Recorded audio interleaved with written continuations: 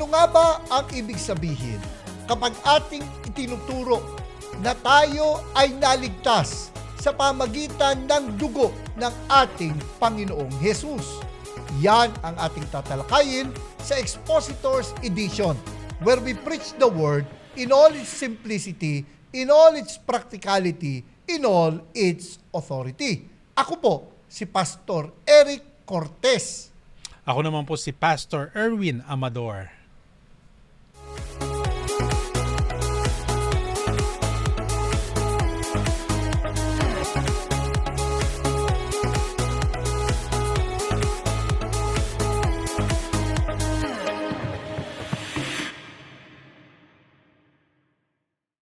Pastor Erwin, bago tayo magpatuloy, kumusta na ang pagsusulat mo ng iyong dissertation? Tayo ay by God's grace ay natapos na at naipasa na sa ating advisor at ayon naman sa advisor ay okay na at sinabihan niya na ako na magbigay na ng kopya dun sa dean ng Doctor of Ministry na si Dr. Shea at naipasa na natin at ngayon ay naghihintay na kung kailan yung oral presentation. I think pinag-uusapan na nila yan sapagkat yun ang huling sinabi sa akin ng advisor.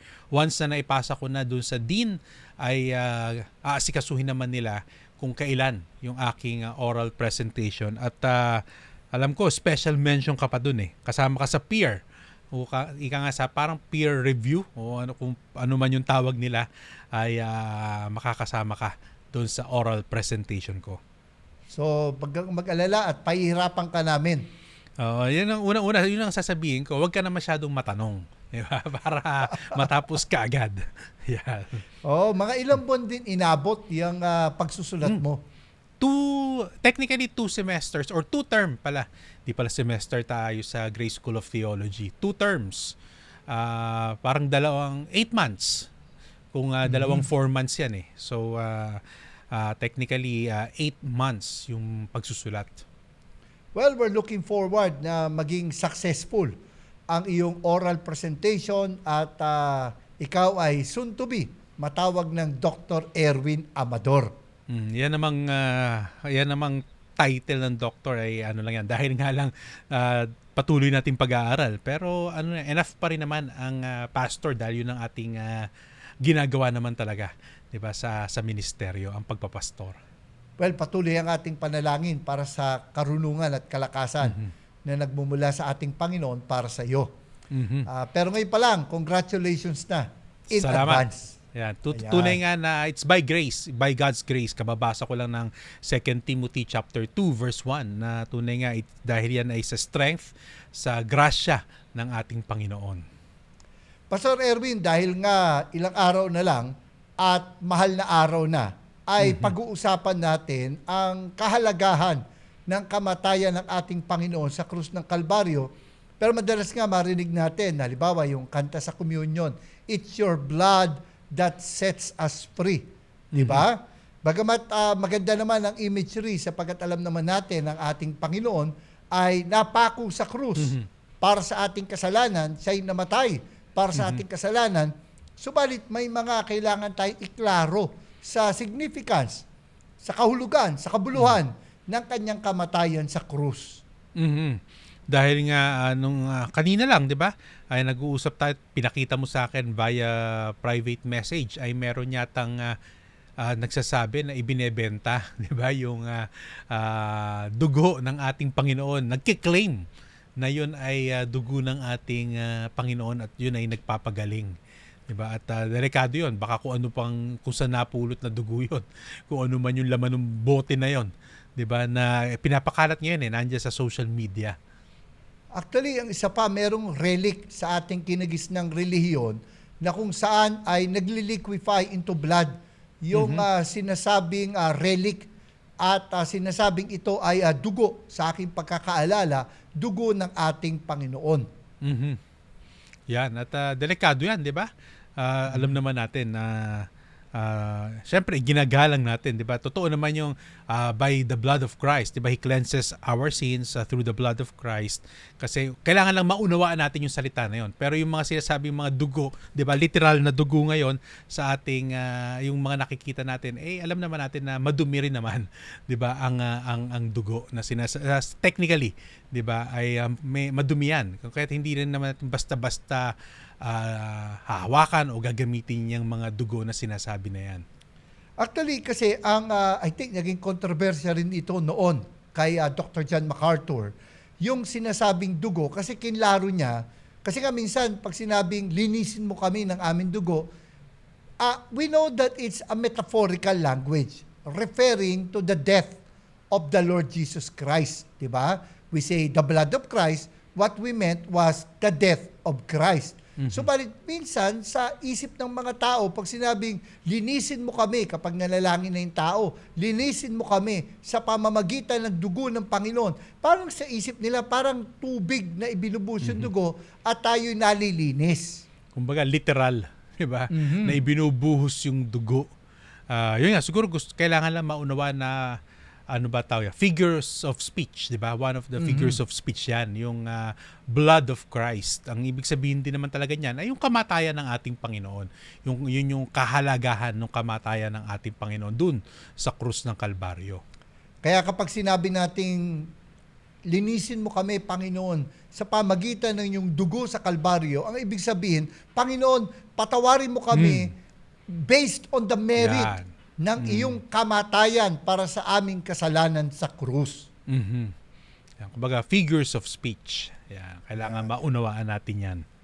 Subalit may mga iba, nabasa ko na dahil nga sa maling pagkakaintindi at ginawa nga literal, ay pati tuloy yung dugo ng Panginoon, sinasabi nila na hindi daw karaniwang dugo ng tao, kundi dugo daw ng tupa. Magkakaroon na tayo ng problema ngayon yan, di ba, sa Christology. Sapagkat alam naman natin that Jesus Christ, He is God who became flesh, sabi nga ni John chapter 1 verse 14, or became a human being, kagaya natin, di ba? Obviously naman, di ba, ang dugo natin ay dugo ng tao, di ba? Hindi dugo ng hayop. Kaya nga, at mako-question tuloy yung full humanity of the Lord Jesus Christ. Kaya tatandaan nyo, metaphorical yon. Pag sinabing, linisin mo kami sa dugo mo, Panginoon, o Panginoon, niligtas mo kami sa iyong dugo, hindi lang ito yung tipong laglaslas at nagpatulo ng dugo, kundi ang ibig sabihin po nito, kumbaga, referring as a whole to the death of our Lord and Savior, Jesus Christ. Yun lang po ang ibig sabihin ng metaphorical language na iyon. Huwag na tayong masyadong mag-imagine pa. At ang mahirap kapag malikot ang imahinasyon, kapag guni-guni at tuloy, magkakaroon ng mga maling pag-intindi sa kamatayan ng ating Panginoon. Yan, tama yan. Ngayon, di ba, by the way, Pastor Eric, kanina ay nag-uusap din kami ng, syempre, batiin na rin natin si Pastor Ernie Aragon. Kilala mo rin naman yan ng Victory, di ba, ng Every Nation na church. Kanina kausap ko siya. Nag-uusap kami ng mga materials, di ba? Sabi nga, kailangan ngayon ay collaboration na, di ba? Nagtatanong tayo, ano yung magandang materials, especially for new believers.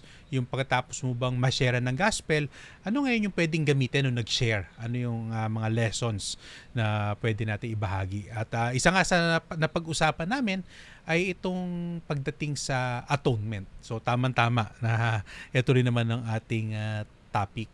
At doon nga ay nabanggit niya lang sa akin na gusto niyang isama sa materials na gagawin niya. Kumbaga, i-update niya yung kanilang ginagamit na materials na aside from penal substitution na alam nating lahat, ay gusto niya na rin ilagay yung tinatawag na ransom or Christus Victor. Alam mo, madugo yan. Pero maganda yan kasi meron actually na 8 models ang atonement. At maganda yung sinabi ni Millard Erickson sa kanyang aklat na Christian Theology. Ang sabi niya, given the abundance of biblical testimony to the fact of the atonement, different theologians chose to emphasize different texts kumbaga, ang katotohanan ng katuruan ng kamatayan ng Panginoon sa krus, parang diamante na may iba't ibang facet o cut. At hindi, kumbaga, kung lalo nagiging valuable ang isang diamond sa kanyang cut, di ba? Sa pagkakahubog nito o hugis nito, ganun din naman nawa ay hindi lang isang aspeto ng kamatayan ng Panginoon ang ating makita, kundi makita rin natin ang iba pang mga katuruan ng Biblia. Yan. Yun nga, kagaya nun, di ba? Yung substitution, alam na natin yan Pastor Eric, na alam natin na si Kristo ay namatay para sa atin. Kumbaga, substitute, di ba? Na dapat tayo yung magbayad ng ating kasalanan, hindi nga natin kayang bayaran yan. Kahit ano ang gawin pa natin. Di ba? Dahil nga sabi, for the wages of sin is death.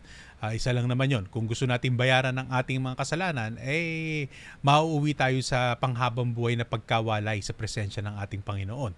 Diba? At alam natin na si Kristo ang gumawa nun para sa atin. At yan yung mas common, diba? Common knowledge natin sa evangelical, na yan ang pagkakaunawa talaga natin, na si Kristo yung kumbaga sa he satisfied God's demand for justice, dahil nga syempre ang tao ay nagkasala, holy naman ang ating Panginoon, at ngayon ay humihingi ng hustisya ang ating Panginoon. At ito nga ang kamatayan ng ating Panginoon, yun yung kumbaga it appeased the wrath of God. Yung tawag din dyan, technical na word, ay yung propitiation na binanggit sa 1 John 2:2. Ang kamatayan ng ating Panginoon yung nag-appease nung wrath of God. Kung kaya't sino man ang manampalataya sa ating Panginoon, sino man ang lumapit sa ating Panginoon at humingi ng kapatawaran, ay merong kapatawaran ngayon. Dahil yon, igagawad ng ating Panginoon yung kapatawaran dahil sa merito o dahil sa on the merit of what Christ had done on the cross. Pero gaya nga ng yung sinabi, ay ito yung kadalasan na alam natin na totoo naman. Subalit tandaan natin, meron pa pong ibang pagpapaliwanag tungkol sa kamatayan ng ating Panginoon sa krus ng Kalbaryo, at ang pagbabatayan nga natin sa ating discussion ay yung aklat ng theologian na si Adam Harwood, Christian Theology, Biblical, Historical, and Systematic. Yes, At napakaganda. ang unang- Napakagandang aklat niyan. Kung kaya ninyo po, available yan sa sa ebook, 'di ba, via Kindle or yung sa Amazon, makikita niyo po yan. Yung may mga kakayanan po, maganda pong ito yung medyo recent to Recent na di ba? Hindi ko alam kung 2022 or 2023 yung itong pagkakagawa nitong Christian Theology ni Adam Harwood. At ito ay kumbaga masasabi natin na isang aklat na highly recommended natin dito sa Expositors Edition. Yes. Yan. Ang isa sa mga sinabi ng Panginoon kasi, the Son of Man did not come to be served, but to serve and to give His life as a ransom for many. So itong ransom model view of the atonement ay isa sa mga hindi masyado nabibigyan diin. Na basically, ang ibig lang namang sabihin ay Jesus gave His life in place of many people. Yun lang naman. Na it sometimes refers to deliverance, yung ginamit na word sa Old Testament, and other times the payment of a price.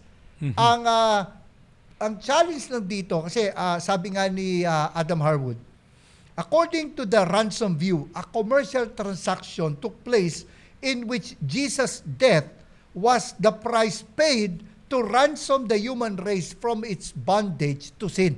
Yun ho yung summary, at itinuturo naman natin that Christ paid the ransom. Kaya lang kasi, pag narinig ng mga tayong salitang ransom, iniisip nila may nangidnap at yung ransom ibinibigay sa kidnapper. Kaya tuloy, may mga nagtuturo noon at may mga pagkakataon, meron pa rin nagsasabi ngayon na the ransom was not paid to God, but Christ died and the ransom was given to Satan. Kumbaga, para bang ang picture, nakidnap tayo ni Satan, di ba? Kasi ransom yan yung pagkakauna. Para bang nagbayad ngayon ang ating Panginoong Jesus kay Satan. Which is definitely po walang kinalaman si Satan doon. Hindi yung kamatayan ng ating Panginoon ay hindi po bayad kay Satan yon. Okay, para po maliwanag, hindi natin sinusubscribe yan, yung ganyang paniniwala. Although, ang emphasis lang naman ng ransom view, sabi nga, the most important idea in this model is that Jesus' death was the price paid to ransom the human race from its bondage to sin. Kumbaga, sabi nga ni Adam Harwood, it is wrong-headed to attempt to identify an object of payment. Hindi naman kasi ng emphasis ng gamit ng salitang ransom. Kundi parang halimbawa in the colloquial terms. Sabi natin, we paid the price. Mothers paid the price to deliver a child. Pero that price was not paid to anyone. Ang inaka-emphasis lang naman nitong model na to was that Christ paid a price for us to set us free from the bondage of sin. Yan. Kaya nga dun nga sa pag-uusap namin ni Pastor Ernie Aragon, di ba, sabi nga niya, ransom / Christus Victor. Kaya nga napa-review ko nung nakita ko yung Christus Victor. Yung pala, usually, yung ransom model, kasama, di ba, yung Christus Victor dyan. Para nga, siguro hindi magkamali, di ba, na pag nadinig yung ransom, para bang may object kung kanino nagbayad ang ating Panginoon. Kundi, ine-emphasize lang na victorious ang ating Panginoon, 'di ba? Totoo, 'di ba, that we were ransomed, the human race, from the bondage of sin. So kaya kadikit yung Christus Victor or parang Christ's victory ay dahil the victorious naman, Christ. Victorious Christ, 'di ba? Na talaga namang napagtagumpayan ng ating Panginoon yan dahil binanggit din sa 1 John chapter 3 verse 8, the reason the Son of God appeared was to destroy the devil's work. Kumbaga, Christ is victorious. He conquered sin, 'di ba? At Satan by his life and death and resurrection. Kaya nung nakita ko ngayon, nung napabasa rin ako, sabi ko, tama rin naman na maganda ring maipahayag yun 'Di ba? Totoo that si Kristo ay namatay para sa atin as a substitute, kundi maganda ring ipahayag dahil doon sa kamatayan niya at yung kanyang muling pagkabuhay, yung picture na He is our victorious King. Actually, sinasabi nga na He destroyed the enemy on the cross. Yun ang sinabi sa Colossians, di ba? Ayan. At yung Christus Victor, bagamat sabi mo nga, inakabit doon sa ransom model, actually, it's a separate model din. No? According to the Christus Victor model, let me quote again from Adam Harwood, the death of Jesus was the ultimate expression of cosmic conflict in which Christ conquers the forces of sin and Satan by his life, death, and resurrection. Ang central theme nito was that there's a divine conflict and victory. Christus Victor, fights against and triumphs over the evil powers of the world, the tyrants under which mankind is in bondage and suffering, and in Him reconciles the world to Himself. At yung binabanggit ko nga, yung sa Colossians 2:15, ang sabi doon, having disarmed the powers and authorities, He made a public spectacle of them, triumphing over them by the cross. So ang kamatayan ng Panginoon ay hindi lamang pagbabayad ng halaga para sa ating kasalanan, kundi ito'y pagtatagumpay din ng ating Panginoon laban sa kanyang mga kalaban. Yan. Kaya ngayon na-realize ko na, maganda ring banggitin pala kapag pinag-uusapan ang atonement na pagkatapos nung substitution ay ipakita rin itong pagkapanalo, 'di ba, ng ating Panginoon laban sa mga kasalanan. Kaya nga sinasabi ngayon natin na there is no other way, 'di ba? Kaya binanggit ng ating Panginoon, I am the way, the truth and the life, and no one can come to the Father except through me. Kaya ang ating pong kaligtasan ay sa pamamagitan lamang ng pananampalataya sa ating Panginoong Hesukristo. So kumbaga yung akala ng tao na pagkatalo ng ating yung Panginoon cross, ay pagtatagumpay. Mhm. So yung cross, 'di ba? Ay hindi lang parang picture ng defeat, 'di ba? Kundi ano pala siya, picture of victory. Dahil napagtagumpayan ng ating Panginoon ang kasalanan, 'di ba? At ang si even Satan. Kaya nga nagkaroon tayo ngayon at nabuo yung ating relasyon sa ating Panginoon. Nabayaran din niya yung kumbaga yung demand ng ating Panginoon sa justice, kung kaya't merong kapatawaran ang sino mang lumalapit sa ating Panginoong Hesukristo. Actually, that gives us a different angle pagdating sa kamatayan ng Panginoon. Mhm. Kasi usually, kinoconnect natin yung victory sa resurrection. Mhm. Kundi doon mismo pala Sa sa cross. kamatayan ng ating Panginoon, sa krus, ay hindi pagkatalo, kundi pagtatagumpay. Kasi nga nung Yes. nasa krus siya, ang second to the last word niya, no? Mhm. Doon sa yung sinasabing 7 last words ay it is finished. Amen. At pag tiningnan mo sa Griego, yung it is finished was actually a cry of victory. It was not a cry of defeat na I am finished. Kundi naganap na, It is natupad na, finished. nagwagi na. Yun Yeah. ang ibig sabihin po ng sinabi ng Panginoon na it is finished. Mhm. So napakaganda, 'di ba, ngayon ng pagtingin natin ngayon sa cross, 'di ba, na kasama pala doon yung victory ng ating Panginoon. At alam ngayon natin that tayo rin namang mga mananampalataya ay we have victory in the Lord Jesus Christ.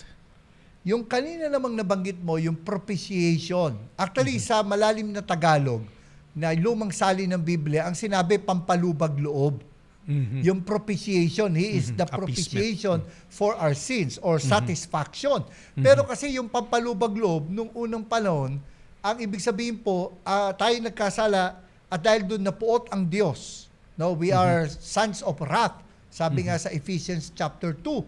At dahil po doon, yung pumpuot ng Diyos, yung hindi ito yung parang tantrum kundi ito yung demand for justice, ay nakasatisfy ang kamatayan ng ating Panginoon o natugunan yung hinihingi ng katarungan laban ng divine justice laban sa ating pagkakasala. So yun po, kaya hindi po ngayon hindi na gano'n ang pagkakasalin kasi doon yun ang kahulugan. Pero ngayon pag sinabing pampalubag loob, parang yung hindi ka Ice cream. nanalo hindi ka nanalo, binigyan ka na lang ng consolation prize. Consolation prize. Parang mababaw na lang kasi. Di ba? Pag sabi, Oo. pampalubag loob, ilibre mo na lang yan. Minsan ganun yung dating eh. O para Di di ba na magtampo. Oo, di ba? Noong araw, hindi. Yung pampalubag loob noon, ang makakapag-satisfy lang, syempre, yung perfect sacrifice ng ating Panginoon. So basically, yun po yung satisfaction model. No po? At sabi nga, God created people to give Him glory, but when we became sinners, we offended the sovereignty of God. And Jesus, at death on the cross, satisfied the wounded majesty of God. Mhm. Ayan. Iyan ang Christus Victor, 'di ba? Na-review ako at buti lang nakapag-usap din kami yan ni Pastor Ernie Aragon. At syempre na maganda rin, 'di ba? Kaya maganda rin from time to time ay nagkakaroon ng mga ganyang pag-uusap eh. Tunay nga na ang gospel ay hindi lamang yan nagtatapos, 'di ba, sa pag-share natin para nga sa kaligtasan, kundi kahit sa ating mga mananampalataya dapat ay patuloy nating inaaral ang gospel, yung who Christ is and what He has done. Bagamat hindi naman talaga natin tuluyang mapaghihiwalay at ikino-connect mo nga ito sa Christus Victor, pero as far as Harwood is concerned, it is considered a separate model. No? Connected pero ina-identify lang. Yes. At meron naman yung moral influence.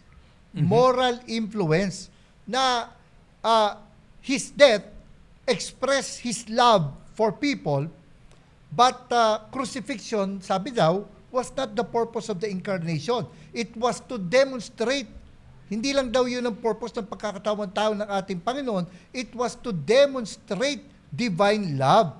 Kumbaga, yung moral influence ay kung may duda ka pa, kung mahal ka ng Diyos, di ba, meron pa nga mga sa pangangaral eh, gaano mo ba ako kamahal? Tapos the Lord outstretched His hands at sabi niya, His arms, at sabi niya, ganito. And He died on the cross for us. Kasi sinabi naman sa Romans chapter 5 verse 8, while we were still sinners, no, Christ died for us because of His love for us. Diba? Yun ang sinabi sa Romans chapter 5, 5 verse 8. Na ito ay pagpapahayag ng pagmamahal ng Diyos para sa atin. Subalit, ang tatandaan natin ito, again, it is wrong to emphasize one model over against other. Totoo naman na this is an expression of God's love. Sabi sa Romans 5:8, but God shows His love for us in that while we were still sinners, Christ died for us. Pero, parang katulad lang yan nung dahil mahal kita, namatay ako para sa'yo. Di ba? Pero kung hanggang doon lang ang intindi natin, insufficient yun. Kasi hindi lamang ipinahayag ng Diyos ang kanyang pagmamahal sa atin sa pamamagitan ng kamatayan ng ating Panginoon, kundi ay binigyan niya ng solusyon. Yung tinatawag na sin problem o yung ating pagkakasala. Sabi nga, again, let me quote si Harwood, the moral influence model apart from an understanding of the objective aspect of Christ's death is an inadequate view of Christ's work on the cross. Meron pa nga isang sumulat si Leon Morris, no, The Theories of Atonement. Sabi niya, unless the death of Christ really does something, it is not in fact a demonstration of love. Ayan, 'di ba? So parang talaga siya. Titingnan natin, sabi mo nga diamond, 'di ba? Many facets na magkakasama 'yan. Hindi lang yung isa, 'di ba? Dapat 'yan lahat nakikita natin. Yung bawat views na 'yan ay yan yung kabuuan, ganyang kayaman, 'di ba? Ika nga kumbaga ganyang kayaman yung teachings about atonement.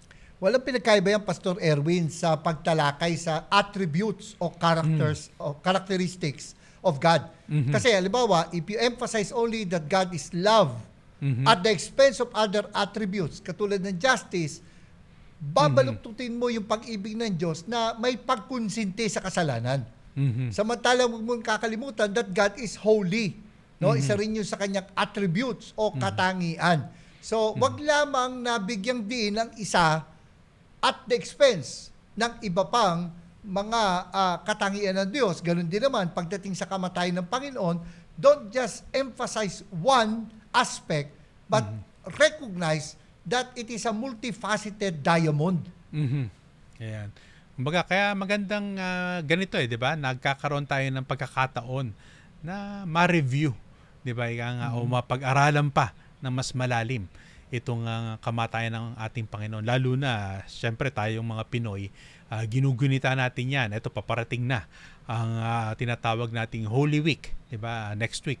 Yan na yung ating i-celebrate, di ba? Dito sa atin, sa Pilipinas. Kaya thankful pa rin tayo at meron tayong ganyan At nagkakaroon tayo ngayon ng pagkakataon na mapag-aralan kung ano nga ba ang ginawa ng ating Panginoon doon sa krus ng Kalbaryo. At connected doon, meron pang isang view, yung sinasabing example model of atonement.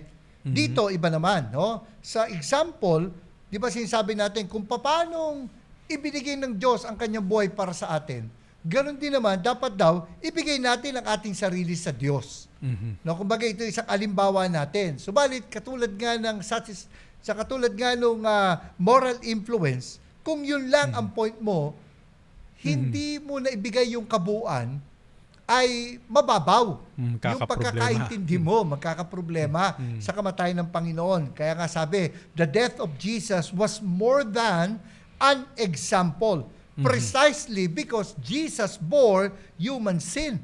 In the example model, Jesus' death on the cross is the most compelling example imaginable, and draws all people to act as Jesus acted in response to the open forgiveness of God. May point din naman yon na ang Lord, dahil sinabi nga niya, tayong mga leader, dapat gayahin natin ating ang kanyang halimbawa na tayo'y hindi maghabol, na tayo'y paglingkuran, kundi tayo'y maglingkod. At yun ay kinunik sa kamatayan ng Panginoon sa krus ng Kalbaryo. Maganda naman talaga na gayahin ang halimbawa ng ating Panginoon. Subalit, hindi lang siya halimbawa. Mhm. kundi may ginawa din ng kanyang kamatayan sa ating kasalanan. Kaya maganda pa rin talaga yung sabi nga common knowledge. Kailangan importante alam natin yung substitute, 'di ba? Yung penal substitution dahil syempre doon lahat nagsisimula ang lahat eh. Alam natin kung bakit namatay ang ating Panginoon and then sumusunod itong ibang sabi mo nga faceted, 'di ba? Itong diamond na to na nakikita natin yung ibang anggulo na pwede nating kumbaga paghugutan ng mga application din, 'di ba? Aside doon sa syempre, talagang mananampalataya tayo sa ating Panginoon, bukod naman doon, eto ngayon, after mo manampalataya, titingnan mo ngayon 'yon as yung example model, 'di ba? Tama rin naman, 'di ba, na lalo na sa servant leadership, 'di ba? Yan ang tinitingnan na aspeto. Dapat narito tayo hindi para paglingkuran kundi maglingkod tayo kagaya ng ginawa ng ating Panginoon. Subalit yun nga lang, kailangan na talaga kita mo lahat yung anggulo para hindi mawala yung pinaka-essence, 'di ba? Yung pinaka-significance nung kung ano ang ginawa ng ating Panginoon doon sa krus ng Kalbaryo. Kasi ang problema naman pag overemphasis on a certain view Mhm. ay parang ano yan parang pagkukwento mo ng walang konteksto yung karanasan mo. At dahil doon, open sa misunderstanding. Katulad nga nung sa ransom theory, kung sasabihin mo may ransom, sino yung kidnapper? That is pushing the metaphorical language to a corner na hindi naman ito nais na i-convey o nais na ipaabot. Di ba? Katulad nung governmental model. No, sinasabi na it was a display of God's concern to uphold the moral law. Dahil totoo naman, 'di ba? Minsan pag nagpe-preach tayo ng kamatayan ng Panginoon, kinukwento natin na naalala ko yung isang kwento na merong nagnanakaw sa treasury ng hari at pinahanap ng hari at nalaman na yung nanay pala niya ang nagnanakaw. Mhm. At dahil siya'y hari, hindi lang naman siya anak nung reyna, kinakailangan na sabi nga, no one is above the law. Sabi nga, nung dating mayor ng Maynila, the law applies to all, otherwise none at all. Kaya sabi niya, ang kanyang ina ay dapat parusahan sa pamagitan ng paglalatigo. Subalit nag-aalala yung mga tao sapagkat matanda na kay nanay, baka ikamatay niya. Subalit sabi ng hari, the law is the law. Kaya inihanda na, itinali niya sa poste yung kanyang ina at inihanda na para latiguhin. Subalit bago na ihampas ang latigo, yung unang hampas, sabi ng hari, sandali lang. At nagubad yung hari at inakap yung kanyang ina at sabing, proceed. So, yung pong governmental model, yun yung itinuturo na God wanted to uphold the law. At kumbaga, sabi nga naman ng iba, bakit hindi na lang pinatawad ang tao? Ba't kinailangan pang mamatay ang ating Panginoon? Kasi nga, may pagkakasala na kinakailangan na pagbayaran. Kaya, Tama. kaya kailangan i-uphold ang batas ng Diyos. Kaya kinakailangan may mamatay para sa ating kasalanan. Kaya ang magandang balita doon, 'di ba? Ang Panginoon mismo yung namatay para sa atin. Sabi nga si Jesus Christ, He is God who became a human being like us and He died on the cross. He bled and died on the cross. Napakaganda nung kwento, 'di ba? Na yung parang niyakap tayo na Tinanggap imbis niya na- yung hampas. Yes, siya na yung tumanggap ng kaparusahan, 'di ba? Para sa atin. Naalala ko tuloy, may isa naman, of course, matindi naman yung kwento na yun. Merong karanasan si Billy Graham na nahuli siya sa isang lugar na nag-overspeeding. So, ginawa nung pulis, kailangan daw niyang humarap sa judge at magbayad ng penalty. So, dinala siya doon sa judge. Tapos, sabi ng judge, so how do you plead? Sabi niya, guilty, Your Honor. So, sabi, magbayad ka ng penalty. Halimbawa, sabi natin, $50. Na nung bubunot na ng wallet, itong si Billy Graham, sabi nung judge, teka muna, di ba ikaw yung evangelist? So, itong si Billy Graham, siyempre, umaasa, nakilala ko, baka palampasin na. So, binilik niya na yung wallet niya sa bulsa niya. Sabi niya, yes, I am, Your Honor. Tapos sabi ng judge, $50. siningil pa rin siya. So, nung magbabayad na siya, sabi nung judge, alam mo, malaking pagpapala ang iyong ministeryo sa akin. Kaya itong gagawin ko. Bumulot yung judge ng wallet niya, naglabas ng $50 at yun ang ipinambayad. At kumbaga, ganun yung sinasabing substitution model ng atonement ng ating Panginoon naman, na siya yung nagbayad in our place. Yeah. Kasi Yes. sa totoo lang, hindi naman natin kayang bayaran yung ating pagkakautang. Sabi nga sa awit ang ating pagkakautang halagang sakdal taas, gaano man ang halagang hawak, ay hindi sasapat. Kaya mismong ang Panginoon ang nagbayad sa ating pagkakautang. Yun nga yung titawag na substitution model. Atonement was made for our sins. Yan. Diba? Yan ang kaya good news. 'Di ba? Kaya nga gospel ang tawag natin. Itong ating ginugunita na Holy Week, ito yung good news dahil yan. Dahil doon sa substitution na imbes na tayo ang magbayad, binayaran na natin ng ating Panginoon. Kung kaya't ang tanging kailangan lamang natin, paulit-ulit po kami dito, ay ang pananampalataya lamang kay Kristo. At yung kilala na kanina pa natin sinasabi, Pastor Erwin, ay yung penal substitution. Na, let me quote from Harwood, penal substitution is the view that Jesus' death on the cross was a sacrifice in which Jesus was a substitute for sinners, which yung nga yung binigyan din sa substitution model, magkakadugtong-dugtong naman, nag-overlap tong mga to And Yes. by His death, propitiated, o yung satisfaction, pinagsama dito, propitiated God's wrath and paid the penalty due to sinners. Ayan. Diba? At yan ang talagang mas kilala. At kumbaga, yung pinaka-essence, diba? Yung pinaka-significance naman talaga ng kamatayan ng ating Panginoon. Yan talaga yung tinuturo. At kailangan yan ng siguro, kumbaga, ano ba yung lagi, kaya yan ang nasasabi. Kasi kumbaga, in summary, ano nga ba ang ginawa ng ating Panginoon? Yan palagi yung importante. Yan yung unang-una. And then siguro kung matatandaan natin yung ibang mga views ano na lang yan di ba, papasok na lang yan habang ipinapaliwanag din natin yung substitution, papasok na rin yung ibang aspect. Kasi totoo rin naman yung mga yon. Subalit kailangan lahat ay maipahayag natin. Hindi lamang yung isang aspeto lamang ng atonement yung ating maipakita. Ang ganda nga nung may nagsabi, Jesus' life was not taken by sinners but given for Yes. sinners. Ang pinagkaiba lang sa pagano, they offer a human sacrifice, whether or not the victim was willing to be killed, para pansamantala mapawi yung puot nung kanilang Diyos-Diyosan.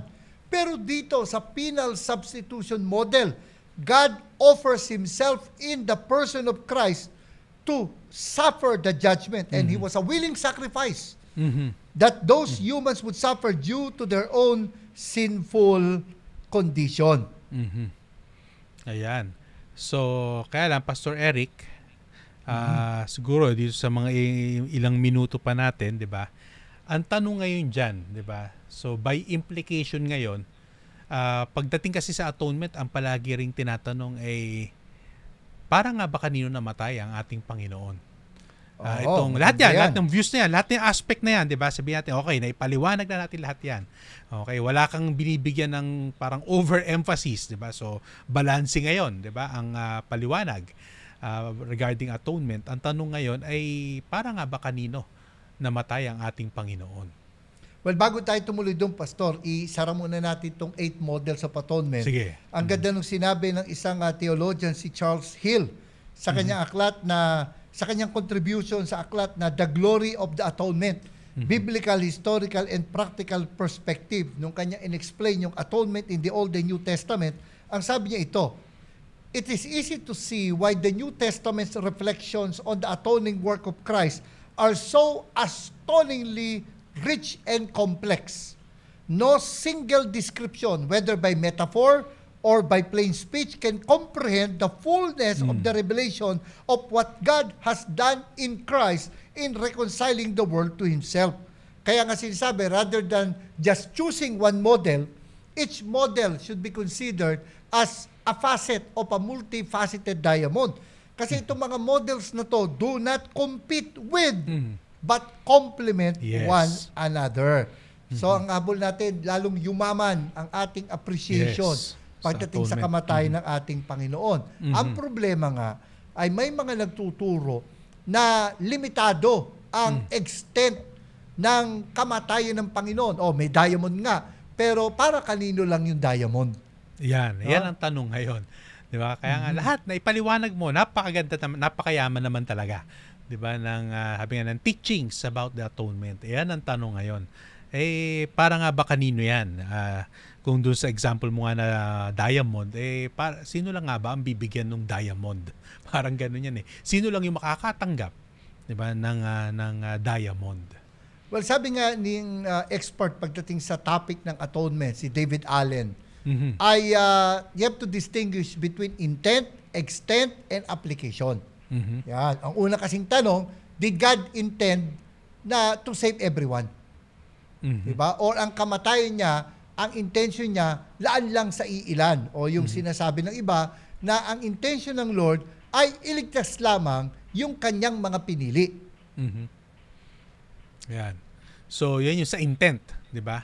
At Sa yung intent. extent. Mhm. Yung intent, ang sabi rito sa 2 Peter chapter 3, 'di ba? May sinasabi po rito na hindi po nais ng Diyos na sabi rito, basahin ko sa verse 9. Thus the Lord is not slow to fulfill His promise, as some count slowness, but is patient toward you. Take note, not wishing that any should perish, but that all should reach repentance. So, ang makikita natin dito na ang nais ng Panginoon ay maligtas ang lahat ng tao. Yun ang kanyang intensyon. Naumpisa pa lang, siya'y namatay, hindi para sa iilan lang, kundi ang Panginoon ay namatay para sa kasalanan ng lahat ng tao. Yun ang kanyang intensyon. Sabi pa nga sa 1 Timothy chapter 2 this is good and it is pleasing in the sight of God our Savior, who desires all people to be saved and to come to the knowledge of the truth. He's not willing that any should perish, but He desires that all people to be saved. Mhm. So, So, yun ang intention. napakaliwanag ng intention.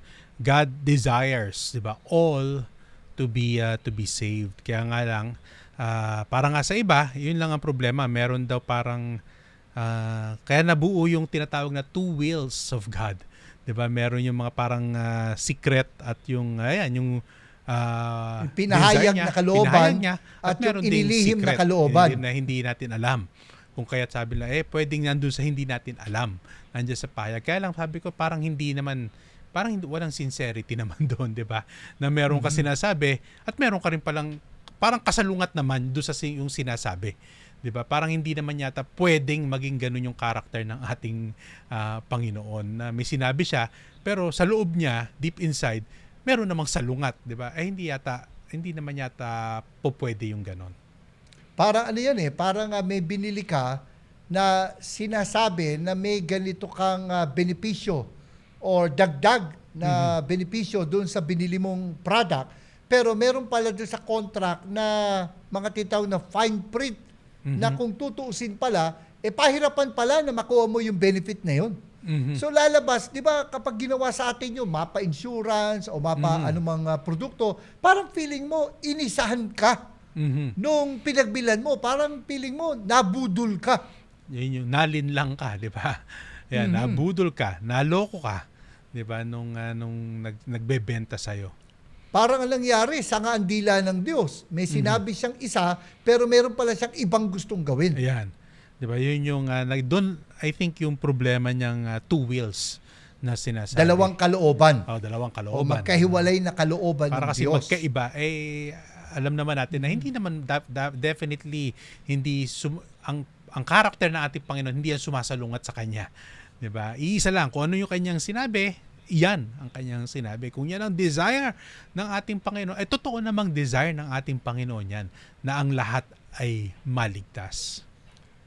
At pagkatapos na ma-establish yung intent, saka natin pag-usapan yung extent. Mhm. No? Kasi ang sabi dito sa 1 John chapter 2, verse 2, Mhm. He is the propitiation, or sabi sa ibang version, atoning sacrifice for our sins, and not for ours only, but also for the sins of the whole world. At ang sinasabi naman ng iba, yung mga naniniwala na pili lang ang o ilan lang ang pinaglaanan Mhm. ng kamatayan ng ating Panginoon. Sinasabi, limited ang extent ng kamatayan ng ating Panginoon. Ang sabi rito, not for ours only, not for our sins only, but the sins of the whole world. Ang nakakatawa lang, they try to reinterpret yung world. Mhm. Sabi nila, pinili Jews lang and yung the world of the elect. Or sabi nila, all kinds of people, but that doesn't mean all people, as in all individual, Kumbaga, or entire Jews humanity. and Gentiles, sinasabi nila. Yun. Meron Kasi sa Jew, meron sa Gentile, Ayan. pero hindi lahat ng Jew, hindi lahat ng Gentile. Mhm. Yan ang Parang- problema. Kung ipapasok natin, pero kung from the plain reading of the text, di ba, ay world. At yun naman talaga lang ang kahulugan.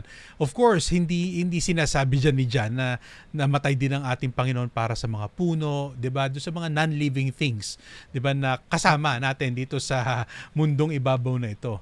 Obviously naman, yung world dyan ay humanity. Humanity. Mhm. Humanity.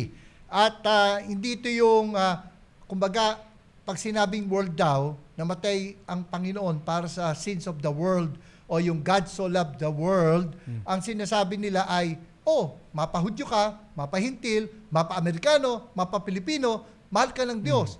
Pero hindi sinasabing bawat Pilipino, bawat Amerikano, bawat Hudyo, bawat Hintil, mahal ng Panginoon o namatay ang Panginoon para sa Kanya. Feeling ko lang, tumatumbling tayo, chubibo yung yung paliwanag ba, convoluted ang sabi sa English. Samantalang yung sabi mo nga, plain reading of the text, world, wala, sa dictionary naman, pareho lang without distinction and without exception. Mhm. Mhm. So, pag sinabing not for ours only, but also for the whole world, ay whole world, di ba? Sa bawat nilalang, sa humanity. Dahil nga, kaya nga nagkatawang tao ang ating Panginoon sapagkat gusto niyang maligtas ang sangkatauhan. Dahil nga yun ang consistent sa intent ng God, ng Yes. atonement. And so, dahil ang intention niya, He's not willing that any should perish, and that He desires all men to be saved, Christ died for every person. Mhm. Yun yung extent of the atonement. Yes. Of course, totoo naman na may limit pagdating sa makikinabang. Mhm. Pero Yan. ang sa application. sinabi, sa application. Pero hindi ibig sabihin na doon pa lang sa extent, doon pa lang sa intent, Doon na nilimit. pili na lang, limitado na hindi. Ito'y para sa lahat.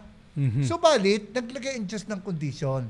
Yes. Ang sinumang manampalataya ay hindi mapapahamak, kundi magkakaroon ng buhay na walang God. Yun na yung application of the atonement. Mhm. Napakaganda ng sinabi mo, Pastor Eric. Ang Panginoon din ang nagbigay niyan ng kondisyon. Kaya nga sinasabi natin na sa Panginoon naman lahat Pati yung lahat, yung ating kaligtasan, sa Panginoon talaga yan. Never nating aangkinin yan. Di ba? Na yung pahayag ng iba na bibitawang kagad So, man-centered kasi ang theology mo Ba't mo sinasabing man-centered? Wala naman nagsasabi na sa atin yung kaligtasan. Sa Panginoon yan. Sapagkat ang Panginoon ang naglagay ng kondisyon na sino man ang mananampalataya, di ba? Whoever believes will be saved.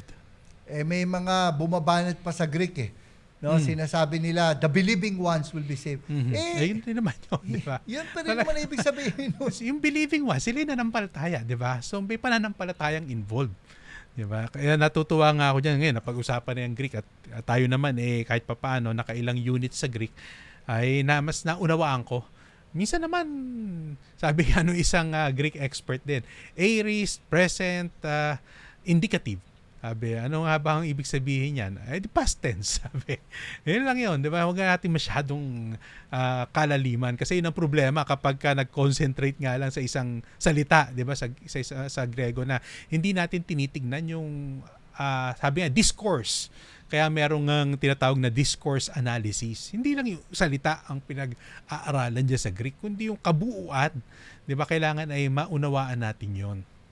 Actually, malungkot kasi ang nangyayari tuloy dahil sa ganyang mga tawag ko ay circus o convoluted na mga paliwanag. Tuloy, ang magiging feeling ng tao, lalo na yung mga mananampalataya, ay kahit pala karaniwang mananampalataya, hindi makakaunawa sa Biblia at kung hindi ka marunong ng Hebrew at Greek, ay hindi mo talaga siya maintindihan. Hindi ho yun ang intention at hindi yun ang dapat na mangyari. Kasi kahit nga sinabi nga ni Chuck Swindoll na kung palagi ka naman quote ng Hebrew at Greek, na para bang ang iyong plain sense of understanding ay mali, palagi, maliban na lang kung sasabihin ng Greek, mawawala ng tiwala yung tao sa kanyang English translation at tatama rin na. Mawawala na ng gana o matatakot na magbasa ng Biblia kasi ang sasabihin niya, pang-experts lang ang Biblia. Yeah, hindi lang English, di ba? Maging sa ating salita, lengguwahe natin, Tagalog, di ba? Cebuano. Para bang wag na natin basahin yon. Lahat tayo ngayon ay kumuha na ng Greek text at Hebrew text. At pag yun naman na nangyari, wala namang makakaunawa sa atin nun. Mangilan-ngilan lang, di ba, yung makakaintindi nun. Hindi naman yan ang intention.